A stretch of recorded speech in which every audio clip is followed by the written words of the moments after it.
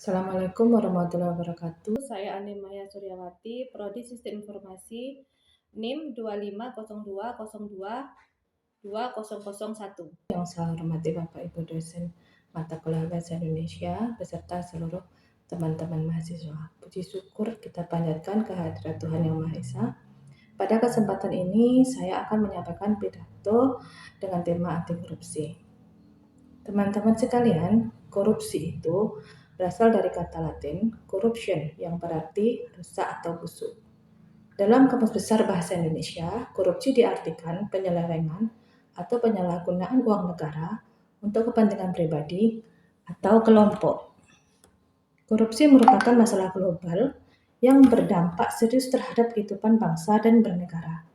Transparansi Internasional mendefinisikan korupsi sebagai penyalahgunaan kekuasaan yang dipercayakan kepada seseorang untuk keuntungan pribadi. Definisi ini menegaskan bahwa korupsi tidak hanya terjadi di tingkat elit, tetapi juga dapat muncul dalam kehidupan sehari-hari. Korupsi menyebabkan kerugian negara, memperlempar kesenjangan sosial, dan melemahkan kepercayaan publik terhadap pemerintah. Dalam jangka panjang, korupsi menghambat pembangunan nasional dan merugikan generasi mendatang. Berdasarkan Indeks Persepsi Korupsi tahun 2024, Indonesia memperoleh skor 37 dari nilai 100 yang berat dan berada di peringkat 99 dari 180 negara. Jika dibandingkan dengan negara lain di kawasan Asia Tenggara, Indonesia masih tertinggal dari Singapura yang memperoleh skor di atas 80. Ini menunjukkan bahwa pemberantasan korupsi di Indonesia masih memerlukan upaya yang lebih serius dan berkelanjutan. Pakar korupsi Robert Kilgard menjelaskan bahwa korupsi terjadi ketika kekuasaan bersifat monopoli, diskresi yang luas, dan lemahnya akuntabilitas.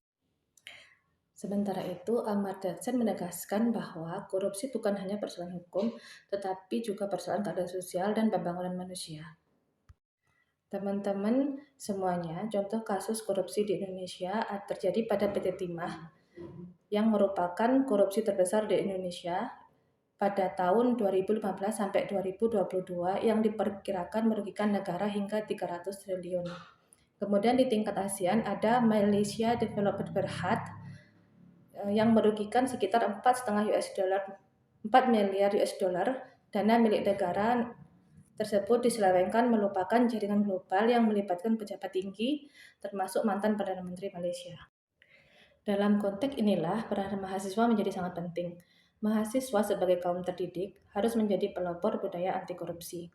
Perlawanan terhadap anti korupsi dapat dimulai dari lingkungan kampus, melalui kejujuran akademik, integritas, dan keberanian menyuarakan kebenaran.